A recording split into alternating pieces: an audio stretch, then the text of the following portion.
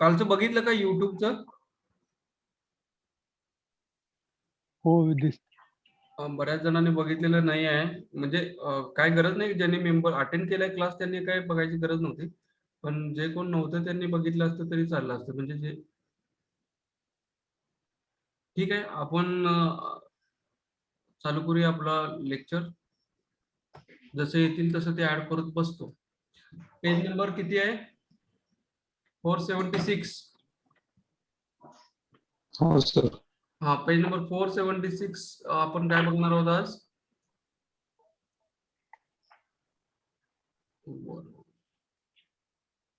Page number 476, electronic banking.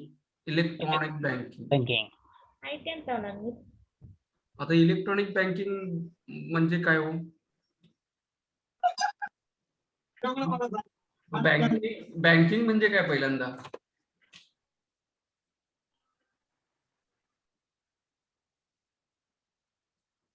Hello,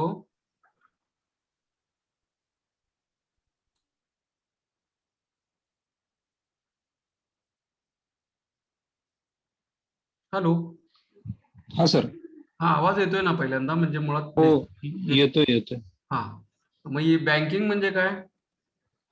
banking म्हणजे regular आता आपण बँकिंग वर्क करतोय तेच त्याच्यामध्ये. त्याच्यापेक्षा वेगळं काय नाही हो. बँकिंग म्हणजे त्याच्यामध्ये वेगळं रेग्युलर म्हणजे बँकिंग डिपॉझिट विड्रॉल्स किंवा बाकीच्या सगळ्या गोष्टी एनईएफटी आरटीजीएस आली. मग इलेक्ट्रॉनिक बँकिंग म्हणजे काय?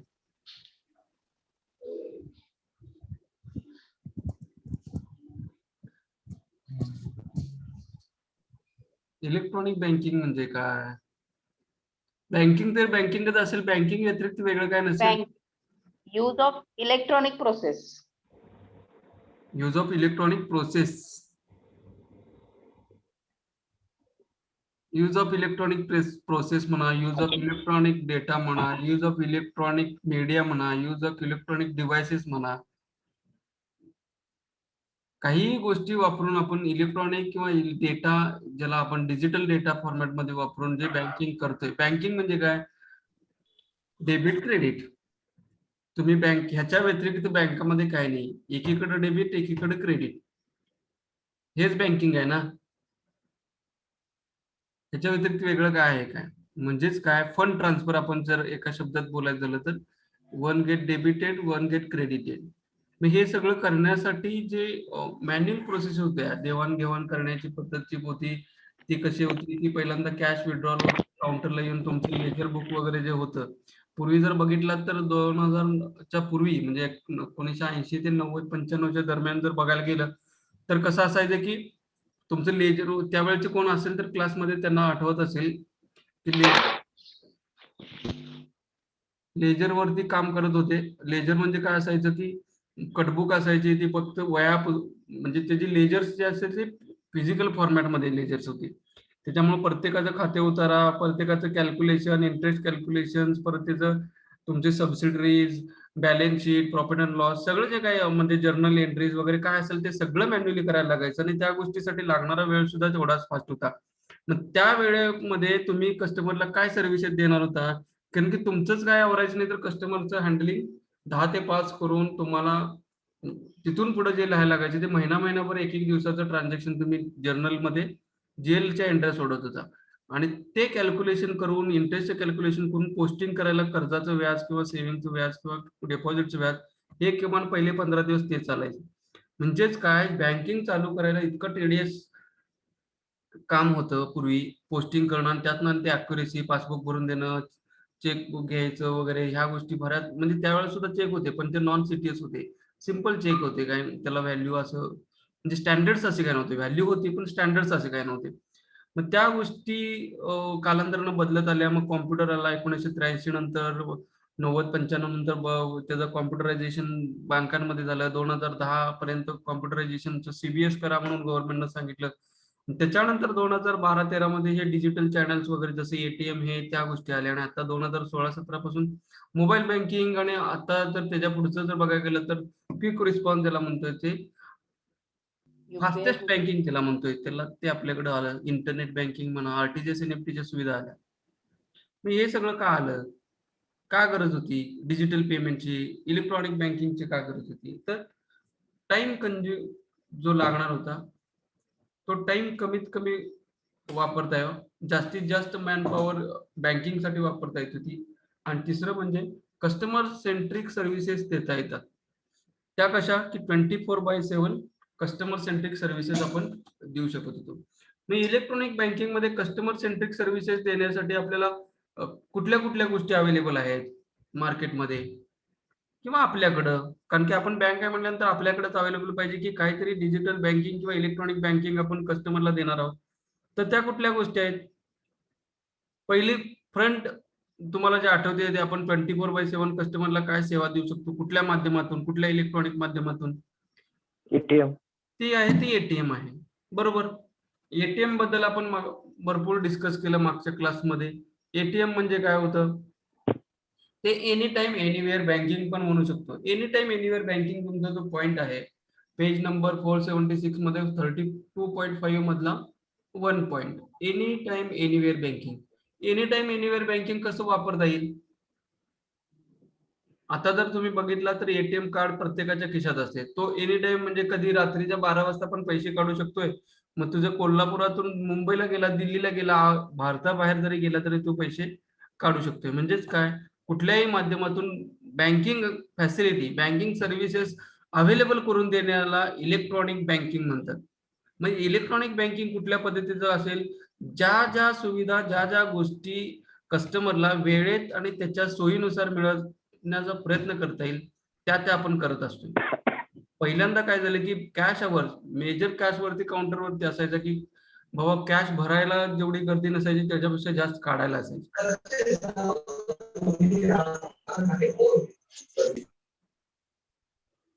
हॅलो, कोणीतरी बोलतंय का? सेंट्रलाइज म्यूट करा सर, सेंट्रलाइज. सेंट्रलाइज म्यूट केलंय, बरं ते अनम्यूट करून काढतात वाटतं. असं ठीक आहे. मग आपण तिथं बघतोय की इलेक्ट्रॉनिक बँकिंग मध्ये एटीएम मोठा प्ले करतोय आणि एटीएम साठी आपण फिनान्शियल इन्क्लुजन साठी बरोबर भरपूर गोष्टी बघितल्या. त्याच्या रिलेटेड वेगवेगळे टाइप्स ऑफ एटीएम्स बघितले. ब्राऊन लेबल एटीएम बघितला, व्हाईट लेबल एटीएम बघितला, आपल्या बँकेचा एटीएम ज्याला आपण ब्रँडेड एटीएम म्हणतोय स्वतःच्या ब्रँडचा, त्याच्यानंतर पिंक, येलो, ग्रीन, त्याच्यानंतर किऑस्क बघितले. किऑस्कचे वेगवेगळे प्रकार होते, passbook kiosk, chequebook kiosk, cash recycler, cash deposit machine, या सगळ्या गोष्टी आपण बघतोय आणि त्या गोष्टी आता मार्केटमध्ये अवेलेबल आहेत. मी या सगळ्या गोष्टीला जी सिक्युरिटी लागते ती आपण बघितली. ती 2 फॅक्टर ऑथेंटिकेशन असेल, परत वेन डायग्राम असेल, ते सिग्नेचर डायनामिक सिग्नेचर असेल, तुमची हँड जॉमेट्री असेल, रेटिना स्कॅनिंग असेल, ह्या वेगवेगळ्या पद्धतीच्या गोष्टी स्मार्ट कार्ड रिलेटेड आहेत. स्मार्ट कार्ड मध्ये का की त्यामध्ये प्रोसेसिंग करण्याची ताकद आहे. का प्रोसेसिंग करण्याची ताकद आहे? त्याच्यामध्ये स्टोर्ड इनबिल्ट मेमरी आहे आणि एक प्रोसेसर आहे. आणि ज्या वेळेला मेमरी म्हणजे डेटा साईज ज्याला आपण म्हणतो ती आहे आणि प्रोसेसर आहे, त्यावेळेला तिथं कुठल्याही गोष्टी अशा करण्यासाठी स्पेस अवेलेबल आहे. दुसरा होता तो पिन, पर्सनल आयडेंटिफिकेशन नंबर आणि त्याच्याबरोबर ओटीपी, वन टाइम पासवर्ड किंवा ऑनलाईन ट्रान्झॅक्शन पासवर्ड असं सुद्धा म्हणता येतात त्याला. पर्सनल आयडेंटिफिकेशन नंबर, पिन, या 2 गोष्टी कशासाठी की तुम्ही तुमच्याच जेन्युइन कस्टमर्स आहात आणि तुम्हीच व्हॅलिडेट करताय की हे तुम्ही ट्रान्झॅक्शन्स करताय. आणि पिन आणि ओटीपी ह्या डिजिटल बँकिंग किंवा इलेक्ट्रॉनिक बँकिंगसाठी फार महत्त्वाच्या गोष्टी ठरत आहेत आत्ताच्या पिरियडमध्ये.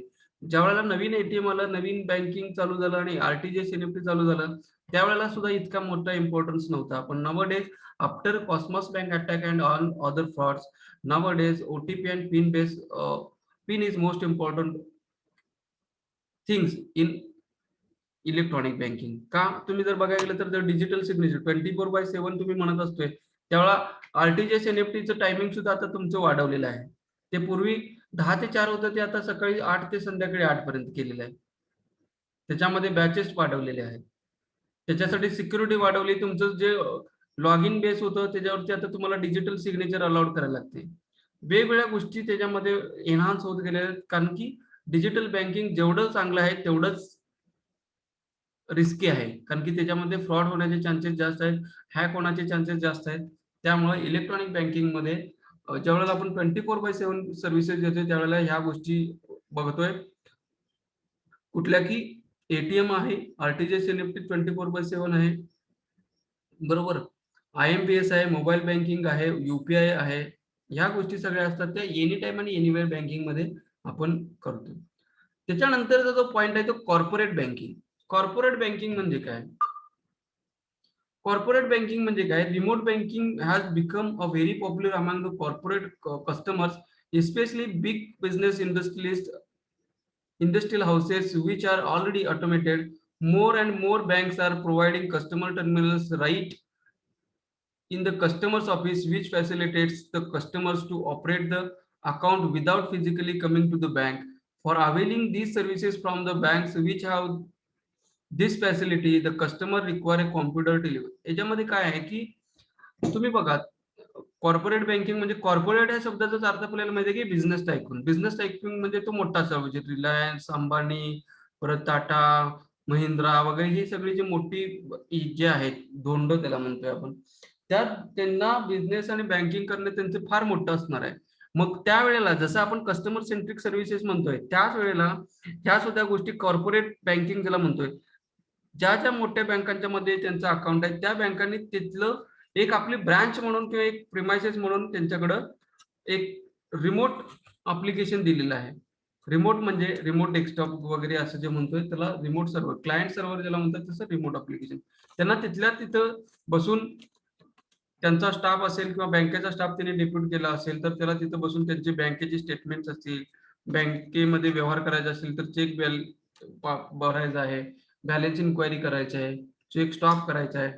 बघा त्यांचे ह्या गोष्टी ज्या त्यांना बँकेत येऊन करायला लागायच्या, त्याच्याऐवजी ती मोठ्या माणसांच्याकडे आपण एक प्रिमायसेस मधून त्यांना एक कॉम्प्युटर, एक इंटरनेट लाईन किंवा ऑनलाईन त्याला म्हणतोय रिमोट डेस्कटॉप, जसं आपण एनीडेस्क वगैरे घेतोय, अशा पद्धतीची फॅसिलिटी त्यावेळेला देत होते. पण आता त्या गोष्टी बऱ्याचशा नाही आहेत, कारण की डेटा हा तुमच्या प्रिमायसेस मध्ये पाहिजे, बँकिंग अप्लिकेशन. त्यामुळे ह्या गोष्टी आता अवेलेबल नाहीत. प्रत्येकाला आपण आता काय देतोय, त्याच्यासाठी इंटरनेट बँकिंगची फॅसिलिटी देतोय.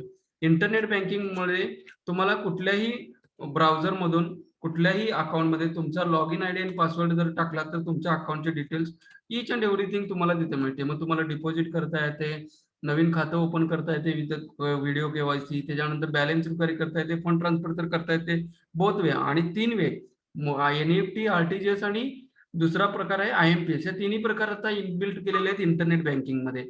त्यामुळे इंटरनेट बँकिंगची सेवा आता कॉर्पोरेट सेक्टरला फार महत्वाची झालेली आहे. त्यामुळे त्यांना बाकीच्या गोष्टी करण्यासाठी बँकेत यायलाच लागत नाहीत. फक्त ते बँकेत फोनवर डिस्कशन करून काही प्रपोजल असेल किंवा नवीन प्रोजेक्ट करायचा असेल किंवा जे लोन रिक्वायरमेंट आहे अशाच गोष्टीसाठी, नाहीतर अदरवाईज रेग्युलर बँकिंग करण्यासाठी बँकेमध्ये कोणीही आता येत नाही. जसं तुम्हाला इंटरनेट बँकिंगची फॅसिलिटी आपण जे दुसऱ्या बँकेमध्ये डिपॉझिट ठेवते आपल्यापेक्षा मोठ्या, म्हणजे तुम्ही कोऑपरेटिव्ह असाल तर कमर्शियल बँकेत किंवा शेड्यूल कोऑपरेटिव्ह बँकेमध्ये किंवा नॅशनलाइज बँकेमध्ये तुमचं डिपॉझिट होते, एफडीआर त्याला म्हणतात. आणि ते एफडीआरचे तुमचं स्टेटमेंट मंथली, क्वार्टरली वगैरे बघण्यासाठी किंवा त्याच्यातलं बॅलन्स ट्रान्सफर वगैरे करण्यासाठी त्या बँकांनी तुम्हाला इंटरनेट बँकिंगची फॅसिलिटी दिलेली आहे आणि तुम्हालाच ते अकाउंट स्टेटमेंट वगैरे डाउनलोड करून तुम्हाला रिकन्सिलेशन करण्याची फॅसिलिटी दिलेली असते. हीच फॅसिलिटी आपण बँक म्हणून कॉर्पोरेटला देतोय. ते म्हणजे काय? Corporate banking. ज्याच्या थ्रू ते काय करतात बघा, at present utilising remote banking facility corporate customers will be able to get following service. काय? Current balance, getting the statement, ordering chequebook, ordering transferring intra bank आणि inter bank fund transfer, instruction stop payment, international limiting, opening letter और credit, LC और BG. ह्या अशा पद्धतीच्या services ज्या वेळेला आपण देतोय कॉर्पोरेट सेक्टरला, त्याला ते कॉर्पोरेट बँकिंग म्हणतात. आणि त्या थ्रू कशा थ्रू देतोय? एक इंटरनेट थ्रू देतोय, त्याला आपण इंटरनेट बँकिंग म्हणतोय, त्यालाच कॉर्पोरेट बँकिंग. तेच आता तुम्ही जर पुढे बघायला गेले तर टेली बँकिंग म्हणून आहे. टेली बँकिंग म्हणजे काय? कॉन्सेप्ट सेम कॉन्सेप्ट आहे. टेली बँकिंग म्हणजे कसं असतं की आयव्हीआरएस सिस्टीम असते. आयव्हीआरएस सिस्टीम म्हणजे काय? ज्याच्यामध्ये तुम्ही बोलल्यानंतर, कॉल केल्यानंतर ते तुम्हाला डायल करा म्हणते, welcome to this bank, please dial which extension. मग एक नंबर 1 ला बॅलन्स इन्क्वायरी आहे, नंबर 2 ला फंड ट्रान्सफर आहे, नंबर 3 ला कार्ड, क्रेडिट कार्डचे डिटेल्स आहेत. ह्या अशा गोष्टी ज्या वेळेला सांगत असते त्यावेळेला ती टेली बँकिंग म्हणतो, टेलिफोनिक बँकिंग, किंवा आपण त्याला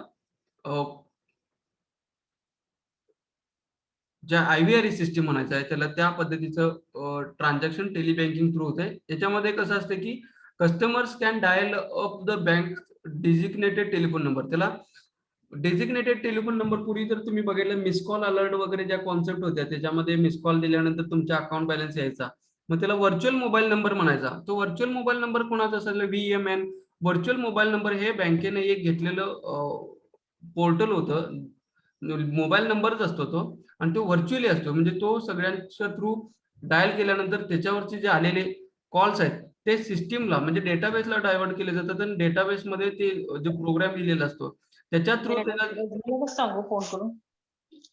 तो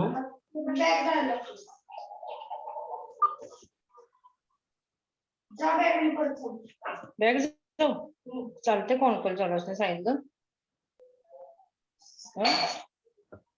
फोन कॉल बंद होते. हॅलो, हु इज दिस?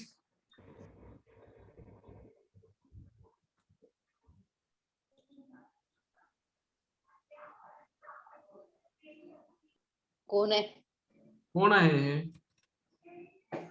शीतल जाधव म्हणून होते बघा सर. प्लीज डिस्टर्ब करू नका, मग कंटाळाच येतोय मग परत. सॉरी सर, ते मी सांगत होते. हो सांगत होता तुम्हाला म्यूट करा म्हणून सांगितलं, आता तुमचं म्यूट मिस करतो. काय गावाला ऐकू जाते तुमचं. सम्यक सम्यक. म्यूट करा म्यूट. सायलेन्स. म्यूट करा सगळ्यांनी, म्यूट हॅलो करा. हॅलो सर, तुमच्यावर सेंट्रलाइज म्यूट करा की तुम्ही. केलं बघा. येस. घे रिमोट आता.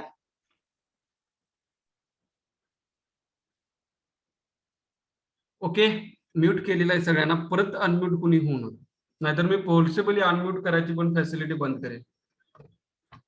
ओके, आपण कुठे होतो की कॉर्पोरेट बँकिंग मध्ये होतो. त्याच्यानंतर आपण टेली बँकिंग मध्ये घुसलो. टेली बँकिंग मध्ये काय IVRS सिस्टीम टाईप असते, ज्याच्यामध्ये IVRS म्हणजे interactive voice recognisation system, response system.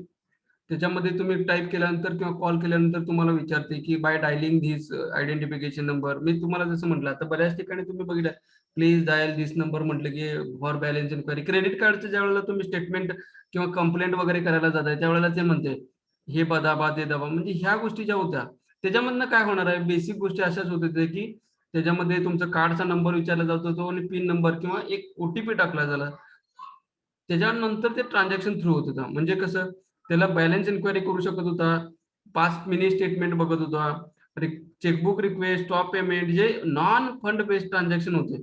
Non fund based म्हणजे काय, फंड ट्रान्सफर नसलेली जे नॉन फायनान्शियल ट्रान्झॅक्शन ज्याला म्हणतोय, chequebook inquiry, chequebook request, passbook balance inquiry, mini statement, किंवा आपल्याच खात्यात फोनवरून जे फोन बँकिंग म्हणत होतो, अरे माझ्या खात्याला ह्या खात्याला डेबिट टाक, त्या खात्याला क्रेडिट कर, फोन बँकिंग. अशा बऱ्याच गोष्टी ज्या आपण मॅन्युअली दिलेल्या आहेत त्याच गोष्टी ह्या टेली बँकिंग म्हणजे टेलिफोनचा वापर करून ज्या बँकिंग सर्व्हिसेस दिल्या होत्या त्याला टेली बँकिंग म्हणतात. आणि त्याच्यामध्ये कसं असायचं की ह्या डायल केल्यानंतर एक बँकेचा मोबाईल नंबर असायचा, त्याला आपण आताच्या भाषेत आपण काय म्हणतोय, जो कुठला डायल नंबर म्हणतोय आपण, कस्टमर केअर. आलं लक्षात? कस्टमर केअर नंबर ज्याला म्हणतोय तोच तो व्हर्च्युअल मोबाईल नंबर असतोय. ठीक आहे, त्याच्यानंतरच पुढचा पेज नंबर 477 मध्ये बघायला गेलात तर काय आहे की इंटरनेट बँकिंग. इंटरनेट बँकिंग म्हणजे काय की इंटरनेट बँकिंग तुम्ही आता जसं सांगितलं, कॉर्पोरेट बँकिंग मध्ये एक मशीन, लॅपटॉप किंवा तुमच्या मोबाईलवरती सुद्धा आता इंटरनेट बँकिंग फॅसिलिटी अवेलेबल आहे. इंटरनेट बँकिंग मध्ये सुद्धा तुम्हाला पिन आणि युजर आयडी आणि लॉग इन तुम्हाला दिलं जाते, आणि ते युजर आयडी आणि लॉग इन तुम्ही ऑथेंटिकेट केल्यानंतर, मग आता बऱ्याच बँका काय करतात की तुम्हाला सेल्फ ऑथेंटिकेट करायचं असेल तर डेबिट कार्डचा किंवा क्रेडिट कार्डची फॅसिलिटी दिली असेल डेबिट कार्डची, त्या डेबिट कार्डचा नंबर टाकून पासवर्ड टाकून तुम्हाला ते ऑथेंटिकेट केले जातात. बेनिफिशरी वगैरे ज्या ऍड करायला लागतात. बेनिफिशरी म्हणजे काय, तुम्ही ज्याला पेमेंट करणार आहे तो किंवा जो बिलर आहे, ज्या बिलरला तुम्ही पेमेंट करणार आहात, त्या गोष्टी ह्या बेनिफिशरी वगैरे ह्या फॅसिलिटी इंटरनेट बँकिंग मध्ये तुम्हाला मिळतात. आणि त्यामुळे तुम्हाला सेव्ह करून ठेवता येतात की ह्या बेनिफिशरीचा आपण वारंवार पेमेंट करतोय. मग इंटरनेट बँकिंग साठी काय काय लागतं? इंटरनेट बँकिंग साठी तुम्हाला पहिल्यांदा इंटरनेट पाहिजे, आणि स्मार्टफोन्स असतील तर लॅपटॉप, टॅब किंवा तुमच्या घरातला डेस्कटॉप ह्या गोष्टीची पहिला अवेलेबल पाहिजे.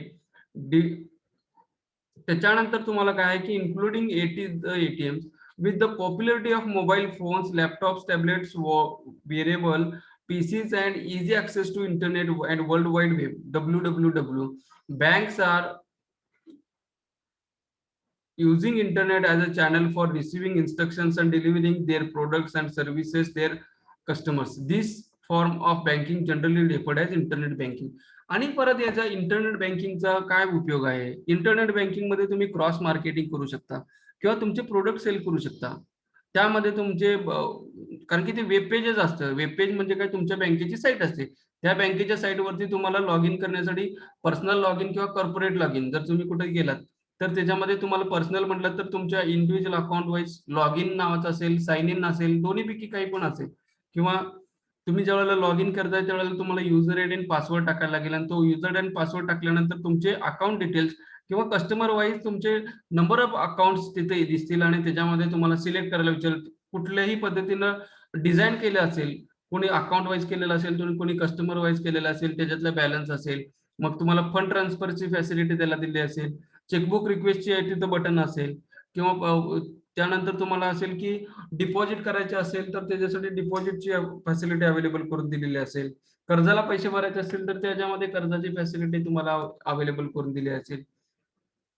द बेसिक बघा त्याच्यात एक पॉइंट वाचतो मी. The basic level services is the bank websites which disseminate information on different products and services offered to the customers and members of the public in general. आता सांगितल्याप्रमाणे काय की वेबसाईट असल्यामुळं तो एक तुमचा फ्लेक्स असल्यामुळं तुम्ही त्याच्यावरती dissemination of your products, dissemination of your products म्हणजे काय, तुमच्या प्रोडक्ट्स बद्दलची माहिती. बाबा महालक्ष्मी बँक आहे किंवा वारणा बँक आहे किंवा तुमची इस्लामपूर बँक आहे, त्या बँकांमधले माझ्या बँकेमध्ये आज 6% हाऊसिंग लोन मिळते, आज 7% व्हेकल लोन मिळते, 8% कॅश क्रेडिट लोन मिळते.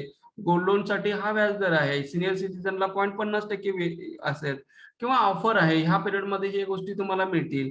तुमच्या बँकेची प्रॉस्पेक्ट्स आहेत ती तुम्ही पब्लिश करू शकताय. तुमच्या बँकेची एजीएम आहे, व्हर्च्युअल एजीएम घेणार आहे, मॅन्युअल एजीएम घेणार आहे, बायलॉज आहेत, तुमचे व्याज दराचे फलक आहेत, वेगवेगळ्या गोष्टी जे तुमचे डीएफ चे अकाउंट लिस्टिंग करायला लागते ॲज पर रूल्स त्या आहेत. बऱ्याच गोष्टी ज्या आहेत त्या तुम्ही इंटरनेट बँकिंगच्या माध्यमातून वेबसाईटवरती टाकू शकताय. त्यामुळे this is the platform for production और marketing of your products. Okay. आणि दुसरी गोष्ट त्याच्यातलं in the next level in simple transactional website which allows customer to submit their instruction applications for different services, queries on their local account balances etcetera, but do not permit any fund based transaction on their account. दुसरी म्हणजे याच्यात एक non fund based आणि fund based म्हणजे transactional आणि non transactional हे दोन प्रकार इंटरनेट बँकिंग मध्ये आहेत. म्हणजे व्ह्यू ओनली ऍक्सेस आणि transactional access. View only access मध्ये तुम्ही फक्त बाकीच्या गोष्टी करू शकता, जशा आता आपण बघितल्या टेली बँकिंग मध्ये बॅलन्स इन्क्वायरी करू शकताय, मिनी स्टेटमेंट काढू शकताय, चेकबुक रिक्वेस्ट करू शकताय, चेक स्टॉप पेमेंट करू शकताय किंवा ह्या खात्यातून त्या खात्यात टाकासे ह्या रिक्वेस्ट पाठवू शकताय. पण तुम्ही डायरेक्टली फंड ट्रान्सफर त्या गोष्टीमध्ये करू शकत नाहीत. व्ह्यू ओनली ऍक्सेस हे फक्त तुम्हाला बघण्यासाठी आहे. आणि जो दुसरा प्रकार आहे तो view internet banking with transaction facility, असं रिझर्व्ह बँकेचं दुसरं फॅसिलिटी अवेलेबल करून दिलेलं आहे की त्याच्यामध्ये तुम्हाला ट्रान्झॅक्शन जे डेबिट क्रेडिट किंवा इंटर बँक किंवा intra bank, RTGS, NEFT, IMPS, mobile banking ह्या वेगळ्या वेगळ्या मीडियम मधून तुम्ही फंड ट्रान्सफर करू शकता. ह्याला इंटरनेट बँकिंग म्हणतात विथ ट्रान्झॅक्शन फॅसिलिटी. मग ह्या गोष्टीसाठी काय रूल आहेत तर ह्याच्यामध्ये बरेच क्रायटेरिया लागू होतात, ते ज्याच्यामध्ये पुस्तकात डिस्कस केलेले नाहीत. ते पाठिंबचं बॅकबोन आहे की इंटरनेट बँकिंगची फॅसिलिटी प्रत्येक बँकेला आहे का, प्रत्येक बँकेकडे त्याचं लायसन्स असायला पाहिजे का, किंवा कुठल्या बँकेनं ती इलिजिबल आहेत. तर ह्याचे पण क्रायटेरिया गव्हर्नमेंटनं आणि रिझर्व्ह बँकेनं घालून दिलेले आहेत. ज्या बँकेचं नेटवर्क 50 कोटीच्या वर आहे त्या बँकेना internet banking facility with transaction provide करू शकता येते. आणि आता तर नवीन बँकाच्या कोणी आहेत ज्यांना इंटरनेट बँकिंग द्यायचं आहे त्या बँका without proper permission view only access देऊ शकतात. व्ह्यू ओनली ऍक्सेस कुठल्याही बँकेला आता देऊ शकतात ज्याच्यात बॅलन्स इन्क्वायरी आणि बाकीच्या गोष्टी द्यायच्या आहेत. पण ज्या वेळेला तुम्ही फंड ट्रान्सफरच्या फॅसिलिटीज इंटरनेट बँकिंगच्या थ्रू देणार आहे, तर त्यावेळेला तुमची नेटवर्क, बॅलन्स शीट, जे FSWM क्रायटेरिया आहे बँकांचा, तो FSWM क्रायटेरिया तिथे अवेलेबल असायला पाहिजे. आणि इतर गोष्टी ज्या मॅन्डेटरी आहेत, जसे ABM, त्याला अॅन्युअल बिझनेस प्लॅन म्हणतात, ABP, आणि ब्रांच लोकेशन्स, पॉप्युलेशन्स, तुमचा project plan, growth, most of the things ज्या अकाउंट ओपनिंग करायला लागतात, ब्रांच लायसन्स ओपनिंग करायला लागते, त्या गोष्टींचा इंटरनेट बँकिंगच्या लायसन्सच्या वेळेला सुद्धा गरजेचे असतात. त्यामुळे नेटवर्क 50 कोटीच्या वर पाहिजे, तुमचं लास्ट 3 इयर्स प्रॉफिटमध्ये पाहिजे, नेट NPA पर्सेंटेज 9%, 6%च्या आत पाहिजे.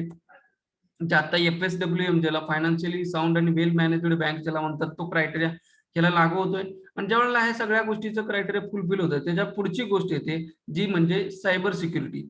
त्या सायबर सिक्युरिटीमध्ये काय असते, की ज्या बऱ्याच गोष्टी आता घडत आहेत, म्हणजे फ्रॉड्स वगैरे, ह्याच्यासाठी गव्हर्नमेंटनं बेसिक सायबर सिक्युरिटी फ्रेमवर्क ह्या गोष्टी आणलेल्या आहेत. मग त्या 2018 पासून, जे 19/10/2018 ते आज अखेर, काल अखेर सुद्धा बँकांमध्ये सॉरी वेगवेगळ्या पद्धतीचं ज्याला सिक्युरिटी म्हणतोय, कशी बँकांमध्ये आणता येईल, खास करून कोऑपरेटिव्ह बँकांमध्ये. तर या कोऑपरेटिव्ह बँकांमध्ये चा टेक्नॉलॉजीचा अभाव बघता गव्हर्नमेंटनं एक बेसिक गाईडलाईन्स इश्यू केलेले आहेत. त्या गाईडलाईन्सचा कॉम्प्लायन्स या प्रत्येक बँकेनं करायचा आहे, not only for cooperative bank, पण आता जर सेल्फ असेसमेंट जर आता जे लेटेस्ट आलेलं आहे, ते सगळ्यांनाच लागू झालेलं आहे. त्याच्यामध्ये तुमच्या बँकेचं सेल्फ असेसमेंट करायचं आहे, level 1, level 2, level 3, level 4 criteria दिलेले आहेत, आणि त्या लेवलनुसार तुमचं सिक्युरिटी अनालिसिस करायचं आणि त्याचं कॉम्प्लायन्स करायचं आहे. बेसिकली आपण पुढच्या चॅप्टरमध्ये बघणारच आहोत, पण एक लेवल 1 म्हणजे काय असते, तर तुमची बेसिक, त्याच्यामध्ये तुम्हाला कुठल्याही फॅसिलिटी नाही आहे, जे तुम्ही स्वतःचा डेटा सेंटर नाही आहे किंवा स्वतःची IMPS वगैरे बाकीच्या गोष्टी नाही आहेत. लेवल 2 मध्ये कसं आहे, की तुमचं IMPS आहे, स्वतःचं डेटा सेंटर नाही आहे, पण बाकीच्या गोष्टी RTGS NFT तुम्ही थर्ड पार्टी देताय, CTS इनेबल आहे, त्या गोष्टी लेवल 2 मध्ये येतात. लेवल 3 मध्ये ज्याचं स्वतःचं डेटा सेंटर आहे, DR सीट नाही आहे, RTGS NFT ला डायरेक्ट मेंबर नाहीत, ते मेंबर जे येतात ते लेवल 3 मध्ये. आणि लेवल 4 मध्ये ज्याच्याकडे स्वतःचा डेटा सेंटर आहे, स्वतःचा NFP स्विच आहे, CHI आहे, बाकीच्या सगळ्या हायर टेक्नॉलॉजीज आहेत, त्या बँका सगळ्या ह्या, म्हणजे त्याच्यामध्ये प्रायव्हेट आणि नॅशनलाइज बँकाच येऊ शकतात. जास्त करून प्रायव्हेट बँका यांना कंप्लायन्स वेगवेगळे, आणि ते हायर साईडचे कंप्लायन्स आहेत, त्याला PSI DSS आणि बाकीच्या गोष्टीचं सर्टिफिकेशन वगैरे लागतं. हे आहे इंटरनेट बँकिंगच्या एक बेसिक कॉन्सेप्ट. त्याच्याबरोबर बऱ्याच गोष्टी आता आपण डिस्कस केलेल्या आहेत. आणि दुसरंच आहे fully transactional website which allows customer to operate their accounts to transfer funds, payment of utility bill, subscribing, page number 78, page 78 to other products. त्याच्यामध्ये ई-कॉमर्स आपण फॅसिलिटी देऊ शकतात, बिलर्स ऍड करू शकतात, युटिलिटी पेमेंट सुद्धा आपण देऊ शकतो एखादा टॅब वेबसाईट वरती. जसं तुमच्या आता मोबाईल बँकिंगच्या फॅसिलिटीमध्ये आहे, कुठल्याही बँकेचा ऍप घेतलास तर त्याच्यामध्ये तुम्हाला ह्या गोष्टी ज्या स्क्रीनवरती दिसतात, त्या गोष्टी ज्या UPIच्या आहेत, त्याच गोष्टी आता फास्ट मध्ये मार्केटमध्ये आहेत. याच्या थ्रूच आपण आता ट्रान्झॅक्शन करतोय आणि बँकिंग करतोय. बेसिक बँकिंग हे फक्त बँकेपुरतच मर्यादित राहिलेलं आहे. कस्टमरसाठी ह्या गोष्टी इम्पॉर्टंट आहे. ज्याचं बिल पेमेंट करू शकतोय, ज्याची बँकेमध्ये न येता वेगवेगळ्या कारणांची गरज भागते, त्या गोष्टी त्यांना आता आवडायला लागलेल्या आहेत. त्यामुळे इंटरनेट बँकिंग म्हणा किंवा रेग्युलर जे ऑर्थोडॉक्स बँकिंग आहे, त्या गोष्टीमध्ये आता कुठल्याही यंग जनरेशनला इव्हन दो आताच्या कस्टमरला इंटरेस्ट नाही आहे. त्यामुळं त्यांना काय हवंय, की within moment, within second, within time कुणाकडे नाही आहे. प्रत्येकाकडे फास्ट जाण्याची इच्छा आहे, कुठल्याही गोष्टीला फास्ट करायची. त्यामुळं ह्या गोष्टी जन्माला आलेल्या आहेत, ज्या UPI म्हणतो आपण, युनिव्हर्सल पेमेंट इंटरफेस किंवा युनिफाईड पेमेंट इंटरफेस ज्याला आहे, आणि या गोष्टीमध्ये माणूस आता अडकलेला आहे. हे होतं इंटरनेट बँकिंग. त्याच्यानंतर मोबाईल बँकिंग, जे आता आपण बघतोय, पेज नंबर 478. मोबाईल बँकिंग म्हणजे काय, की मोबाईल बँकिंगला सुद्धा गव्हर्नमेंट, रिझर्व्ह बँकेचं लायसन्स तुम्हाला इश्यू करायला, मोबाईल बँकिंग लायसन्स. त्याच्या थ्रू तुम्हाला फंड ट्रान्सफर, ज्याला immediate mobile payment transfer IMPS म्हणताय, किंवा जसं आता UPI आहे, त्याच्यानंतर तुमच्या QR कोड सिस्टीम आहे, भारत बिल पेमेंट सिस्टीम, जे BBPS आहे, ह्या गोष्टी त्याच्यामध्ये इनकॉर्पोरेट केलेल्या आहेत. आणि त्या गोष्टींचा तुम्हाला इंटरफेस दिलेला जातोय. आणि जसं जातं ह्याच्यामध्ये बघायला गेलं तर इथं युपीआय बघा, युपीआयच्या अगोदर मी जर असे पुढे जातो, इंटरनेट बँकिंग बघितलं आपण, एनईएफटी आणि transaction, national electronic fund transfer जे आहे, nationwide payment system facility, 1 to 1 fund transfer करू शकतोय अंडर दिस स्कीम्स. स्क्रीनवरती बघा प्रत्येकानं, individual firms and corporate can electronically transfer funds from any branch to NEFT. आपल्याला माहिती आहे बॅच मध्ये प्रोसेस होते, 2-2 तासाच्या बॅचेस आहेत, टायमिंग वाढलेलं आहे. त्याचं टायमिंगचं सर्क्युलर तुम्हाला रिझर्व्ह बँकेचं किंवा टायमिंग प्रत्येकाकडे हे एचओ मध्ये ह्याचं टायमिंग आलेलं आहे. तुम्हाला पण कदाचित ब्रँच लेवलला शेअर पण केलं असेल की टायमिंग एक्सटेंड झालेलं आहे. आता जवळपास 8 पर्यंत हे 8 ते 8 असं टायमिंग झालेलं आहे आरटीजीएस एनईएफटीचं. कदाचित ते 24/7 पण इथून पुढे होईल. इंटरनेट बँकिंग आपण बघितलेलं आहोत आता, आणि मोबाईल बँकिंग जे आयएमपीएस म्हणतो, इमिडिएट मोबाईल पेमेंट सिस्टीम किंवा इमिडिएट पेमेंट सिस्टीम. ह्याच्यामध्ये काय की IMPS offer an instant 24/7 interbank electronic fund transfer services through mobile phones. Mobile बँकिंगचा पहिला मेन कॉन्सेप्ट काय की आपल्याकडे मोबाईल पाहिजे. मग कुठल्याही पद्धतीचा मोबाईल असू दे, स्मार्टफोन असू देत, बटनाचा असू देत, आणि साधा मोबाईल असेल तरी त्या गोष्टी आता एनेबल्ड आहेत. पण शक्यतो आता 95% मोबाईल प्रत्येकाकडे स्मार्टफोन आहेत. त्यामुळे कसं आहे की मोबाईल बँकिंगची सुविधा ही फास्ट आणि सोपी झालेली आहे. पूर्वी बटनाचे मोबाईल होते, त्याच्यामध्ये सुद्धा फंड ट्रान्सफर वगैरे व्हायचे. तुम्हाला *99# कधी करून बघितलं असेल तर त्यावेळेला असेल की रनिंग युएसएसडी कोड. रनिंग युएसएसडी कोड म्हणजे काय होतं की रनिंग युएसएसडी कोड म्हणजे काय होतं की युएसएसडी कोडचा लॉंग फॉर्म आहे अनस्ट्रक्चर्ड सप्लिमेंटरी सर्व्हिसेस डेटा. म्हणजे हा एसएमएस असायचा. अनस्ट्रक्चर्ड सप्लिमेंटरी सर्व्हिसेस डेटा म्हणजे कसं, इथं खाली लिहिलेलं बघा, the innovative payment services *99# works on unstructured supplementary services data channel. This service allows mobile banking transaction using basic feature mobile phones. There is no need to have a mobile internet data facility for using USSD based mobile bank. ह्याच्यामध्ये तुम्हाला इंटरनेटची गरज नव्हती, कारण की तुम्ही एक SMS dial करायचा.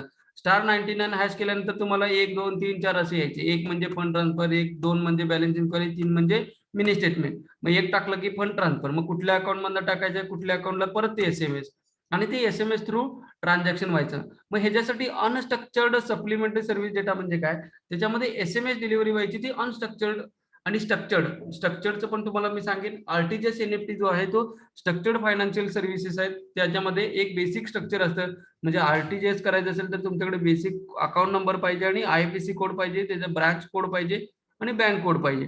हे स्ट्रक्चर ठरलेलं आहे. अनस्ट्रक्चर्ड मध्ये काही नाही, तुम्ही डायरेक्ट *99# करायचं, मग तुम्हाला कॉलिंग करेल आणि तुम्ही त्याच्यामध्ये त्याचे डिटेल्स टाकायचे. हे आहे युएसएसडी, जो तुमच्या मोबाईल बँकिंग मधला दुसऱ्या पॅराग्राफ मध्ये पॉइंट आहे. ह्याच्यामध्ये सुद्धा तुम्ही अकाउंट बॅलन्स इन्क्वायरी करू शकता, अकाउंटचं स्टेटमेंट वगैरे बघू शकताय. त्याच्यानंतरच्या बेसिक गोष्टी आपण internet banking check status inquiry करू शकताय. हे कोणी पूर्वी करून बघितले काय मला माहिती नाही, पण ज्या वेळेला बेसिक मोबाईल बँकिंगची चालू झाली होती त्यावेळेला आयएमपीएस आणि हे येण्यापूर्वी युएसएसडी होतं. आणि एमएमआयडी कुणाला तर आठवत असेल तर काय बघा, एमएमआयडी म्हणजे की मोबाईल मनी आयडेंटिफायर ज्याला म्हणतात,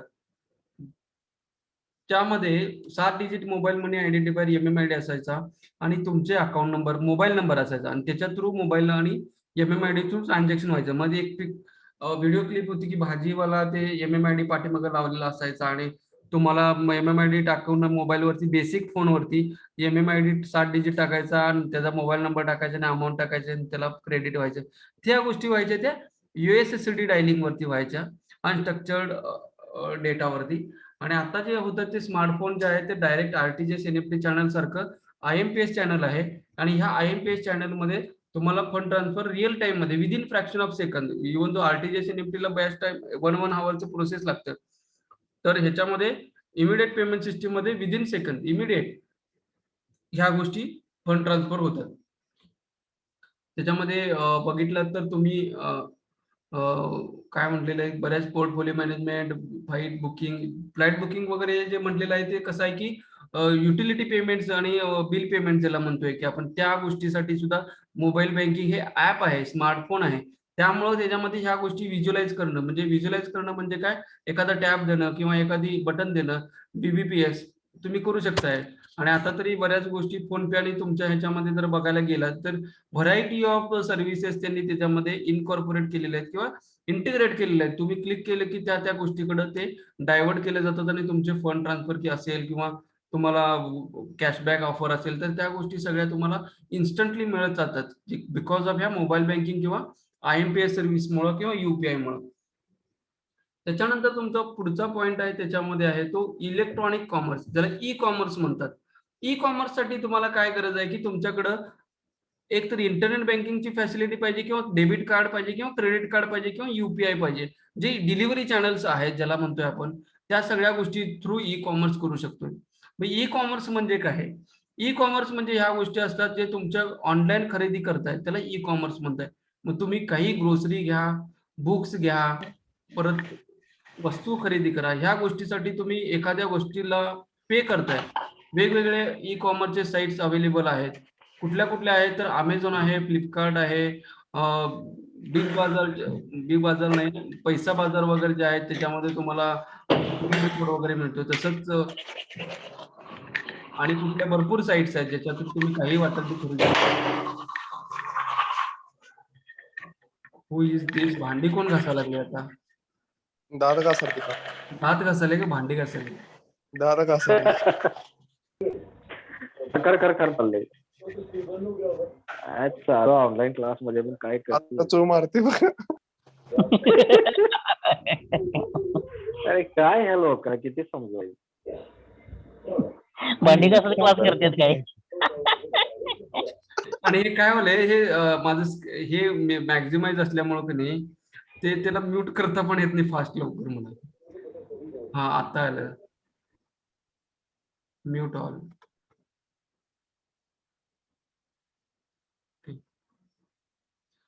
तर कुठं होतं, हा असं होतं बघा, डिस्कंटिन्युएशन होतंय की mobile e commerce, electronic commerce. E commerce is a digital parlance. Parlance म्हणजे काय? पार्लर, ज्याच्यामध्ये आपण जाऊन काहीतरी खरेदी करतोय वगैरे असं. If you think that e-commerce is limited only a niche segment of business to business म्हणजे business to business असेल, niche म्हणजे अत्यंत जवळचा असं त्याचा अर्थ आहे. Transactions think twice, no doubt the bulk of business done on the net. इंटरनेटवरती तुम्ही बघायला का काही वाटेल ते वस्तू कपते, ओलावरती आहे क्या, म्हणजे आता OLX म्हणा, फ्लिपकार्ट म्हणा, अमेझॉन म्हणा, परत तुमचं फेसबुक म्हणा. आता फेसबुक वरती सुद्धा ट्रान्झॅक्शन होतं. व्हॉट्सअपनं तुम्हाला आता फंड ट्रान्सफरची फॅसिलिटी अवेलेबल करून दिली. फेसबुकच्या माध्यमातून तुमच्या अकाउंट्स वगैरे लिंक करून घेतलेले आहेत. आणि अशा पद्धतीचं जे ऑनलाईन बँकिंग चाललेलं आहे सगळं ई कॉमर्स थ्रू तुमचे फंड ट्रान्सफर, क्रेडिट कार्डचं बिल पेमेंट करायचं आहे किंवा एखाद्याची ऑनलाईन इन्शुरन्स पॉलिसी घ्यायची आहे, काय वाटेल ते जे तुम्ही ऑनलाईन करताय त्याला सगळ्याला ई कॉमर्स म्हणतात. आणि त्याचं ई कॉमर्सचं भानगड काय आहे की तुम्हाला प्रत्येक गोष्टीला लिमिट ठरलेलं आहे. जसे ATM मधनं पैसे काढायचे आहेत 15,000 20,000 लिमिट आहे. इंटरनेट IMPS पूर्ण करायचे आहेत 50,000 पर डे ट्रान्झॅक्शन आहे.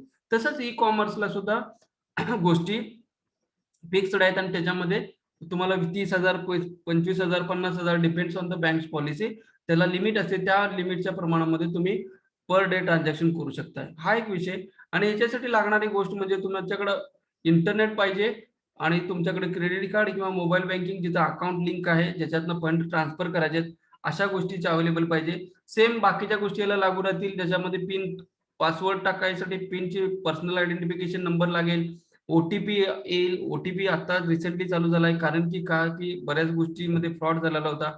आणि ह्याच्यामध्ये बेसिक कॉन्सेप्ट जर सांगायचं गेलं तर ऑनलाईन ट्रान्झॅक्शन ज्या आहेत त्यांचा व्हॉल्यूम वाढत चाललेला आहे बिकॉज ऑफ द हॅबिट किंवा फास्ट सर्व्हिस किंवा फायनान्शियल इन्क्लुजन. ह्या गोष्टीमुळे बिझनेस ग्रोथ सुद्धा फास्ट होत आहे. आता nowadays in corona period most of the transactions are getting by online. तुम्ही आता पर्सल सुद्धा झोमॅटोवरनं मागवता ते ऑनलाईनच करताय.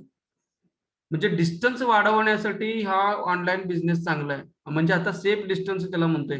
त्याच्यासाठी ह्या कोरोना पिरियडमध्ये डिजिटल बँकिंग हे फार अत्यंत उपयुक्त आहे, ज्याच्यामध्ये सेफ डिस्टन्स ज्याला म्हणतोय ते आपण कव्हर करू शकतो, आयसोलेशन ज्याला म्हणतोय ते आपण करू शकतोय. त्यामुळे डिजिटल बँकिंग वापरा हे गव्हर्नमेंट काय म्हणतंय की ह्याच गोष्टीसाठी. आणि डिजिटल बँकिंगचा फायदा काय की ह्याच्यामध्ये मॅन पॉवर कमी आहे, ट्रान्झॅक्शनल कॉस्ट कमी आहे, त्याच्यानंतर टाइम कमी आहे, त्याच्यानंतर बेनिफिट्स इतके आहेत की तुम्हाला each and every transaction getting recorded into the your account. त्यामुळं प्रत्येक गोष्टीचा हिशोब तिथं राहतोय. त्याच्यानंतर ह्या गोष्टी इतक्या रोबोटिकली करायला लागले त्यामुळे तुमच्या या गोष्टीची सिक्युरिटी हायर लेवलला मेंटेन केलेली आहे. जसं आपण काल स्मार्ट कार्ड मध्ये बघितलं की variety of security features are available. So that's kind of security also available into the delivery channels also. म्हणजे इंटरनेट बँकिंग साठी सुद्धा SSL ज्याला म्हणतात त्या सुद्धा गोष्टी याच्यामध्ये अवेलेबल आहेत. पण इतकं असून सुद्धा बऱ्याच गोष्टी घडल्या आणि फंड ट्रान्सफर झालं. आणि म्हणून हे ड्युअल फॅक्टर ऑथेंटिकेशन जे सर्क्युलर काढलं रिझर्व्ह बँकेनं, त्याच्यामध्ये तुमचं एकच ऑथेंटिकेशन होतं, लॉग इन आयडी आणि पासवर्ड. त्याच्याबरोबर कुणीतरी ते चोरून नेऊ नये म्हणून तुमच्याकडं बायोमेट्रिक किंवा थंब इम्प्रेशन किंवा तुमचं वन टाइम पासवर्ड त्याला किंवा ऑनलाईन ट्रान्झॅक्शन पासवर्ड हे अत्यंत उपयोगाचं आहे. म्हणून त्याला ड्युअल फॅक्टर ऑथेंटिकेशन.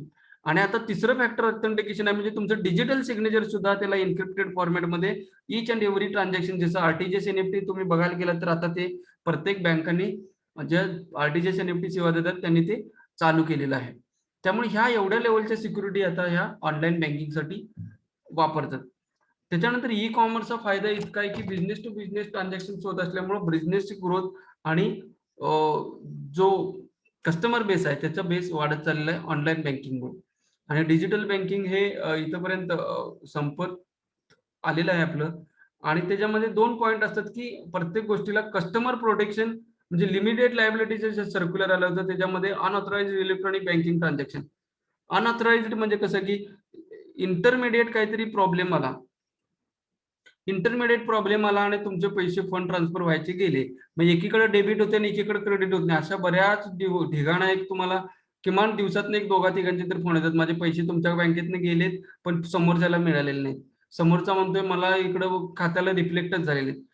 टेक्नॉलॉजी आहे, समथिंग हॅपन कुठेतरी कुठल्या तरी रिकन्सिलेशन अकाउंटमध्ये पडलेलं असतात, त्याचं टर्न अराउंड टाइम वेगवेगळे आहेत. म्हणजे मोबाईल बँकिंगसाठी टर्न अराउंड टाइम तुमचा 3 दिवसाचा असेल तर ATMचा 2 दिवसाचा आहे. त्याच्यामध्ये व्हेरियस सायकल्स आहेत, 1C, 2C, 3C, 4C cycles आहेत. आणि त्या सायकल प्रमाणे ट्रान्झॅक्शन रिकन्सिलेशन होतात ऑनलाईन आणि त्याचं सेटलमेंट त्या फेज प्रमाणे होते. त्यामुळे समजा पहिल्या सायकलमध्ये जर ट्रान्झॅक्शन डिक्लाइन झालं असेल किंवा इंटरमिडिएट स्टेटमध्ये असेल तर ते तिसऱ्या किंवा चौथ्या सायकलमध्ये सेटल होते. त्यामुळे ते एक दिवस पुढं तुमचं रिकन्सिलेशन होत आहे. त्यामुळे त्याला काय होते दुसऱ्या दिवशी किंवा तिसऱ्या दिवशी रिफ्लेक्ट होते. म्हणून काय करतात तुम्ही जर बघायला गेलं तर क्रेडिट कार्ड किंवा इतर तुमची UPI पेमेंट जर हँग झालं तर बऱ्याच बँकांना तुम्ही फोन केला तर म्हणतात की 2 दिवस वाट बघा, 24 तासात तुमच्या खात्यात रिफ्लेक्ट होईल.